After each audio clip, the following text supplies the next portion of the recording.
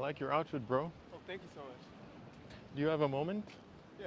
I'm just walking around having conversations with people. Would Sure. you be interested? It's for a podcast. Yeah. Can we just Yeah, we can walk in. move Yeah, somewhere that's yeah, warmer? 'Cause yeah, exactly. I That's don't wear a lot of clothes today. yeah. But what's That's your podcast for? it's I'd like to for. know more. So I'm now starting this new format where I just go around talking to people. Sure. Yeah. So there's nothing in particular in mind. I have, various ideas, but nothing too concrete. And I want to leave it that way. That way I can kind of explore That's and awesome. see what hits and what misses. Yeah. Yeah. Of So course. right now I'm just talking to people. I think I'm just kind of breaking the ice with myself Oh, okay. to get over my social anxiety, and Oh, then really? maybe I will focus it a little bit more. Do Yeah. you have like an Apple podcast or something like that? It's Spotify? actually mostly on YouTube. YouTube. Yeah, but if it goes well, I would like to put it Yeah. on different platforms. Because I Yeah. listen to a lot of podcasts. Yeah, yeah. And then mostly on Apple. Okay.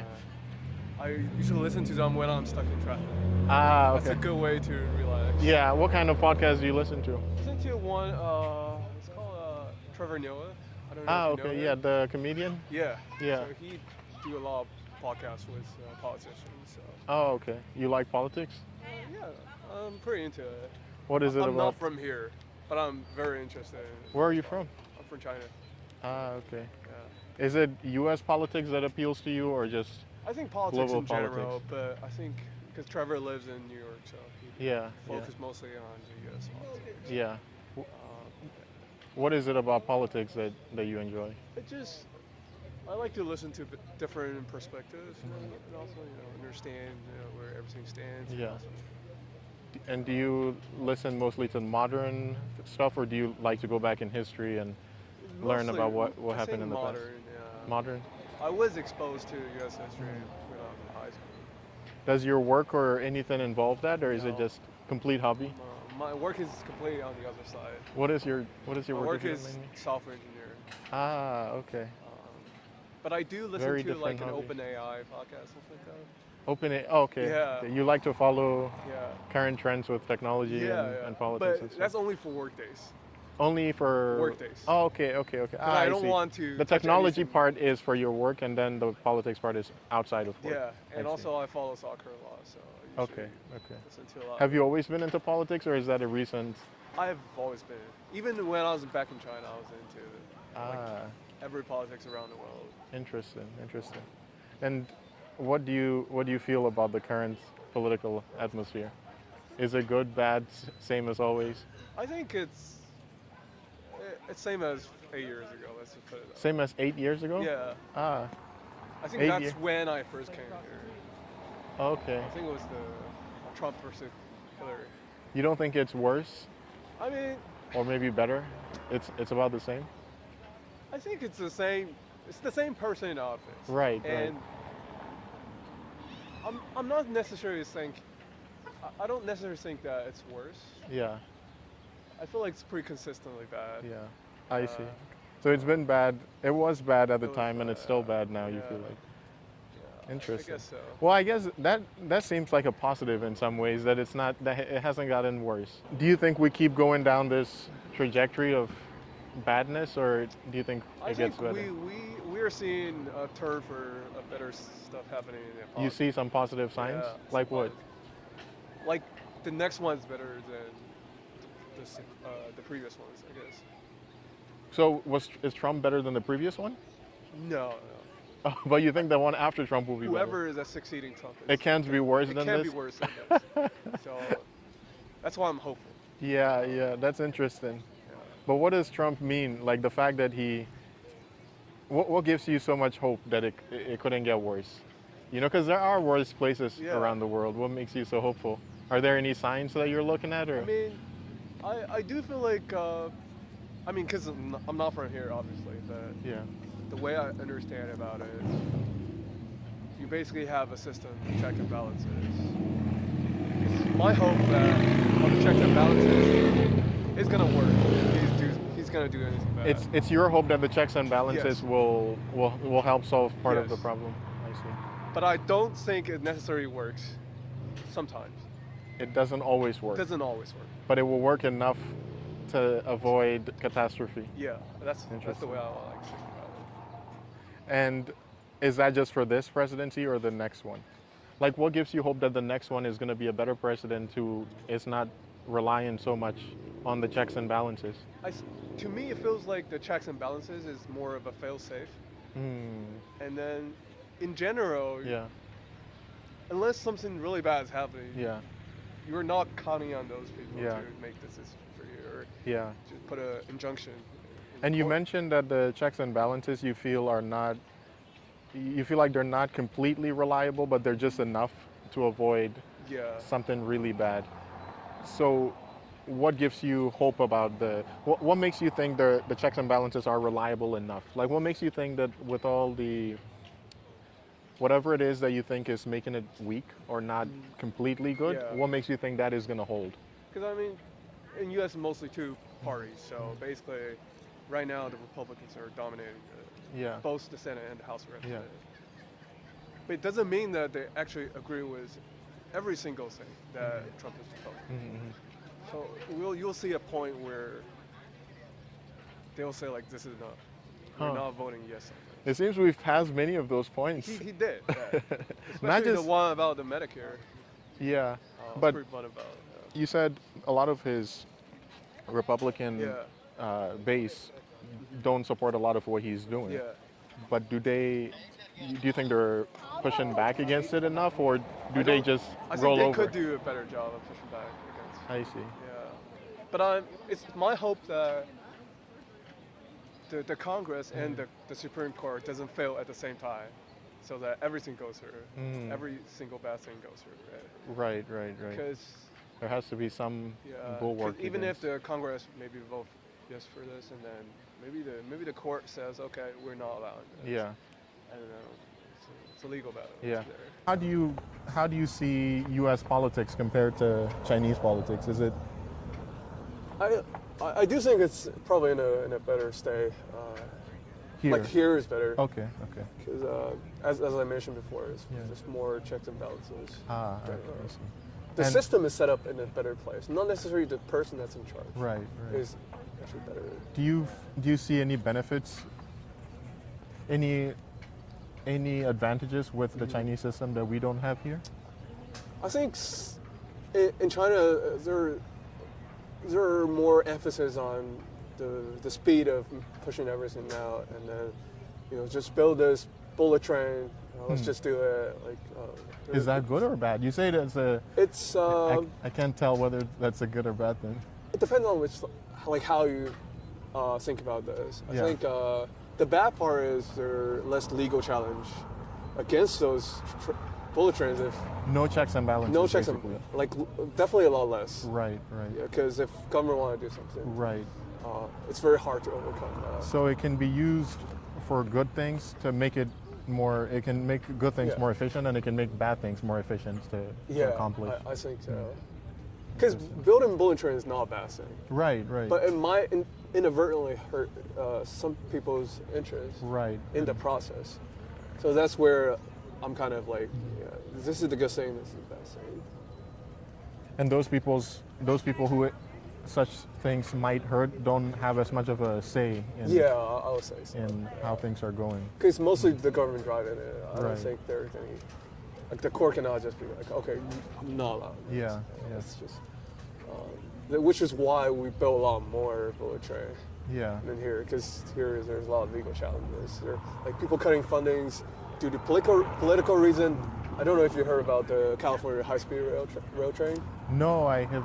Actually, I came across it at some point, Yeah. but I don't think I remember the details. What's the details about I that? think Trump was claiming that it's a corruption of some sort. Okay. Because okay, they keep building it and they keep running out of budget. Right. And then they have to get a lot more money than they used to. I see.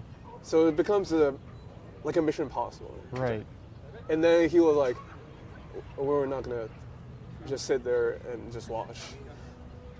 I think to his credit, he might identify some problems that are legit within the Right. process, but Maybe he's not actually trying to solve the problem. He's just trying to put it on a political show. in my opinion. So he's using legitimate problems as as a way to put forth his own agenda, like to Yeah, like enact his own agenda. Yeah, gain more political advantage, in my opinion. Is there any situation that you see where he's actually solving legitimate problems? I'm not sure I'm aware of any, but Is there any positive about Trump that you can I mean, discern? positive. I think he's good at identifying problems. Interesting.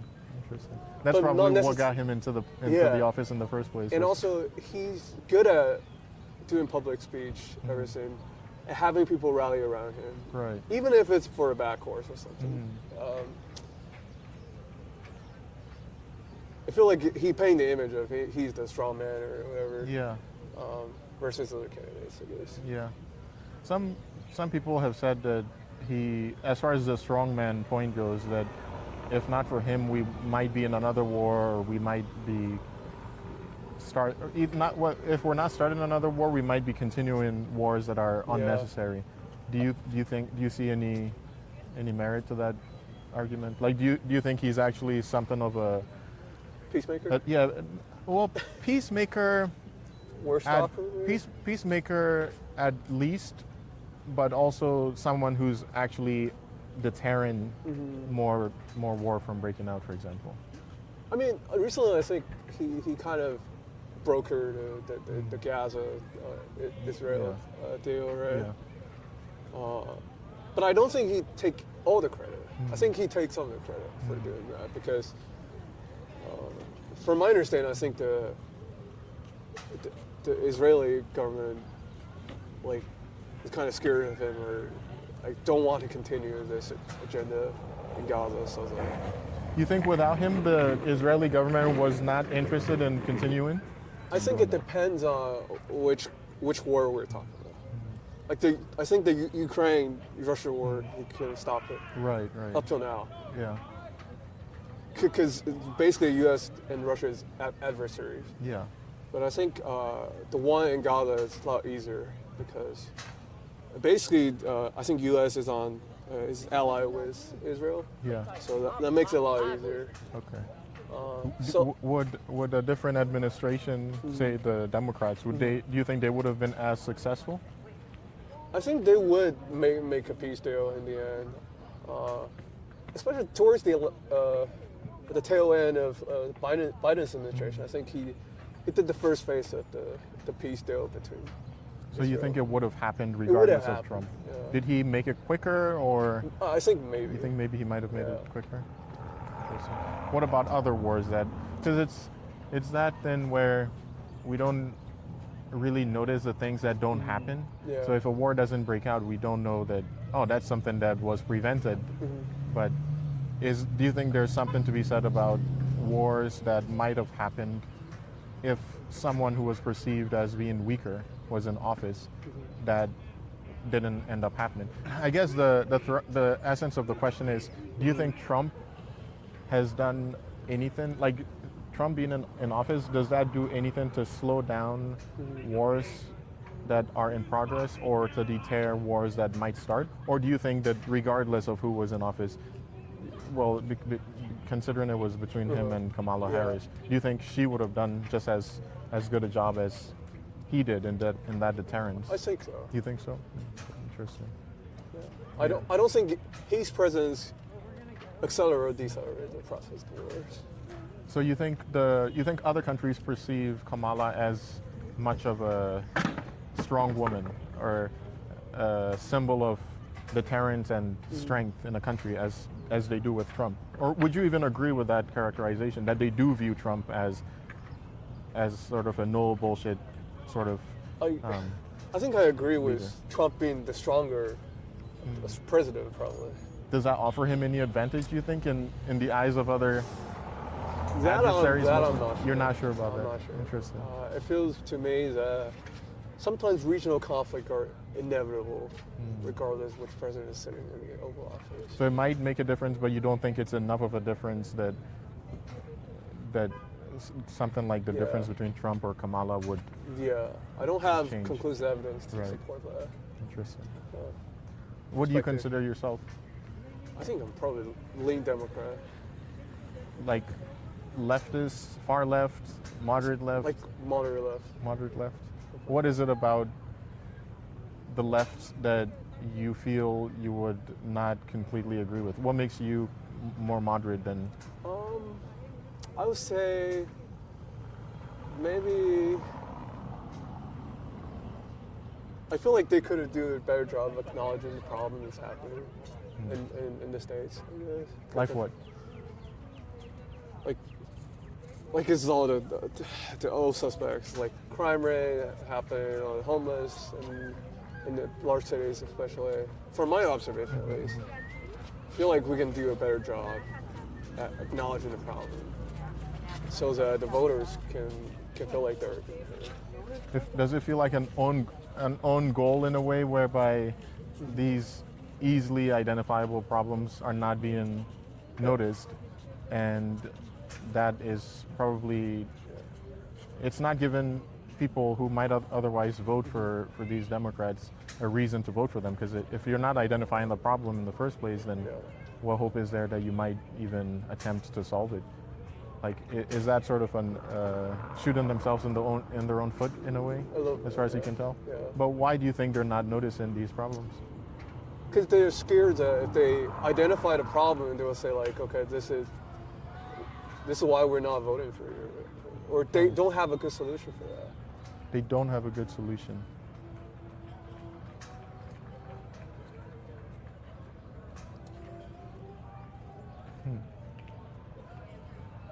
What does it mean then, though? If the Democrats don't have a good solution for problems, and then they're not mentioning the problems as a result, I'm guessing that you don't think.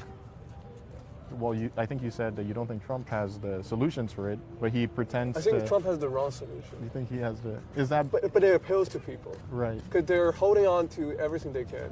Yeah. If they feel like a situation is affecting them. So it seems like a choice between bad solutions, or for most people who voted for Trump, solutions that might work, versus no solutions at all, because the problem was not even identified. Exactly. And in that case, it would make more sense why Trump was elected. At least he's trying. Yeah, exactly. Because we don't know what's going to happen. Yeah, it's like doing something versus doing nothing at all. Because I feel like to Trump's credit, I feel like he did a good job of making people feel like they're heard by laying out the different layer of problems that happens. Yeah, something about Democrats not identifying the problems because they don't have solutions sound very, I don't know if hopeless is the right word, but if this is, because you said you lean more left, and if you feel like your side does not have solutions to the problems, what do you think is a solution to that problem? What do you think can, what do you think can change that? Is it better leaders who have better problem solving skills? Like, is that the issue with the Democrat Party, not being able to identify leaders who can solve these problems, or just as a party, like, what do you think is the real issue there? I think also part of the reason that I don't have solution for the problem is because a lot of the Democratic candidates, they're sponsored by I don't know if you're super familiar with that. It's like super PACs. So it's like a lot of politically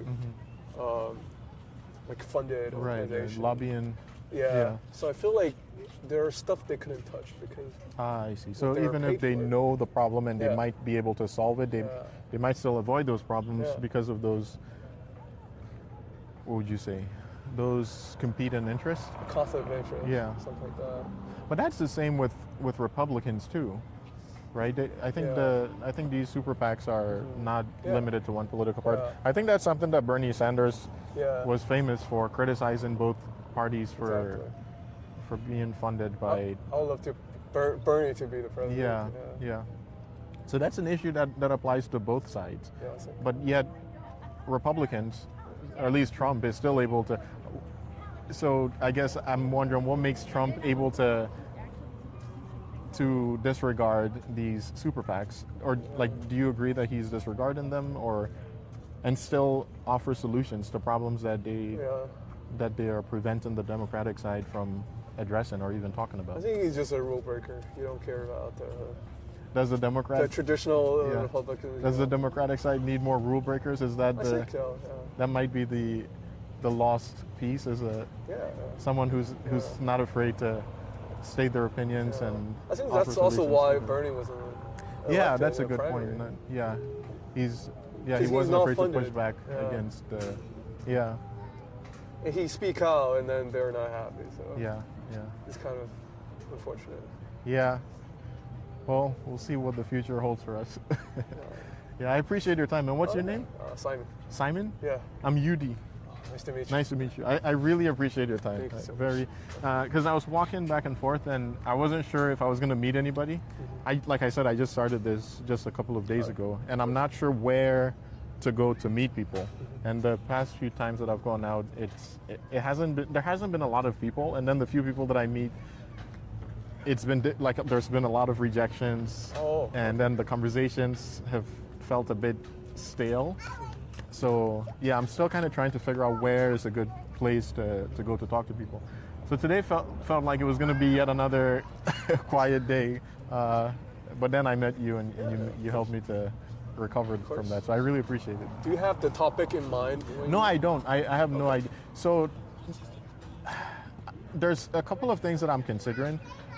Before I started this recently, my main interest was in just, I'm very interested in a lot of different topics, Yeah. like politics, philosophy, psychology.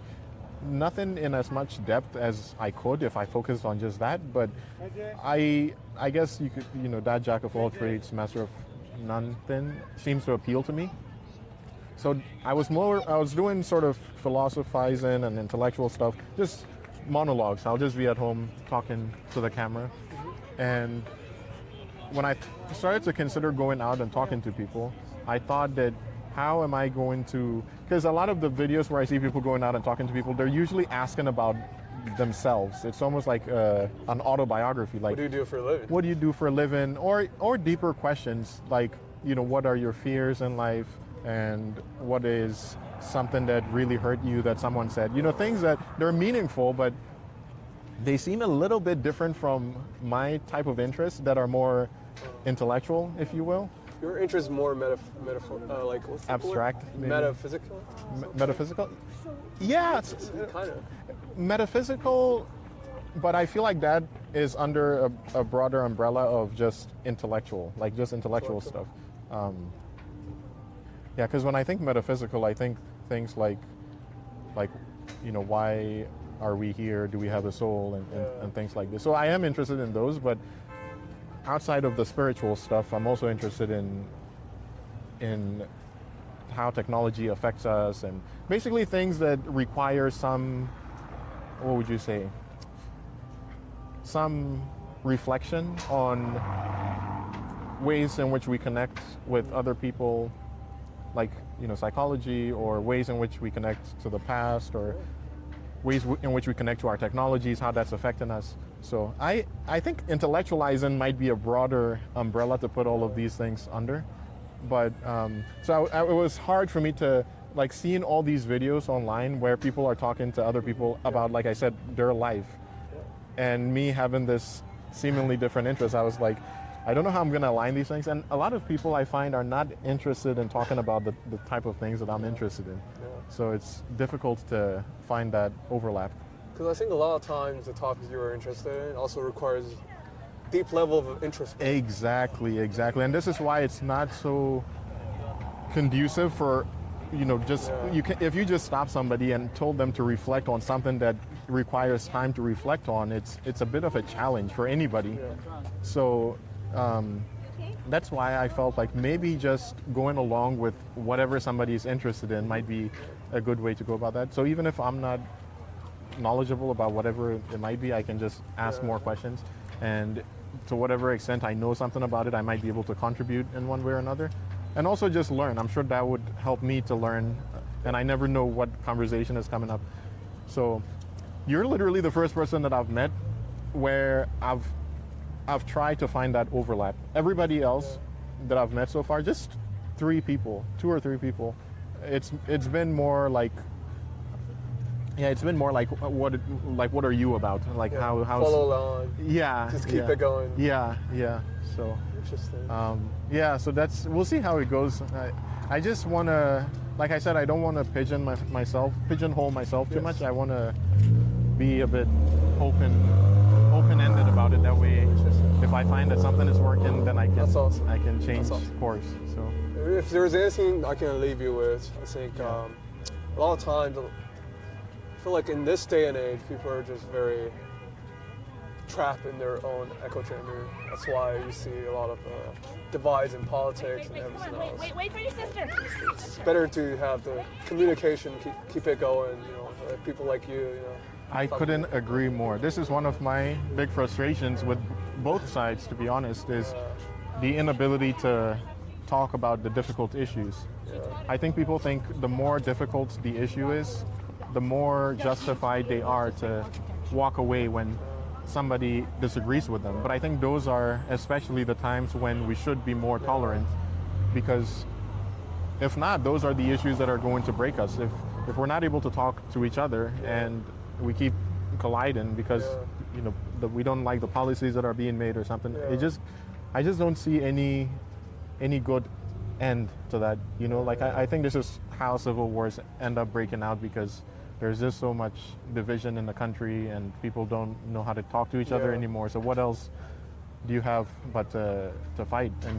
And like you said, when we do that, we make it seem as though the other people are bad people. It's not the ideas that we're contending with anymore. It's like the person who has the idea who's a bad person. Like you have to be a bad person to have that idea. So it makes it easier for us to wish bad things upon them or do bad things to them or celebrate when bad things happen to them. It's like, I agree with you, but once I found out your political association, I was like, okay, I'm not sure. Those kind of moments, I think that's where people are just trapped in. Also, because I work in software, so I think a lot of times the algorithm really target people. Yeah. So if you open up X, it's either things that you're super interested in or agree with, or the people you already dislike. Piling on the hate on them. Yeah, it does definitely feel like a fuel that worsens things that we were already struggling to deal with. When I say that, I mean technology. It's like before these social media things came around, we were already struggling we were already struggling with these emotions, like to deal with how to respond to someone who we disagree with. These were all things that we've always had to deal with, but with technology, we now have like an amplification of these emotions, because now we're exposed to it. As soon as we open the phone, you have someone who's saying something that you completely disagree with,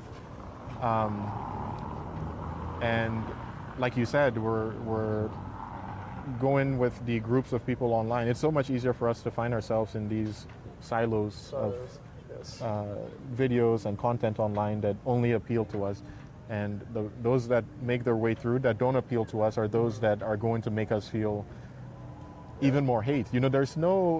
It's like whenever we're exposed to ideas that we disagree with online, it's never in such a way that it can create a bridge between us and whatever it is that we're seeing. It's usually further dividing that bridge.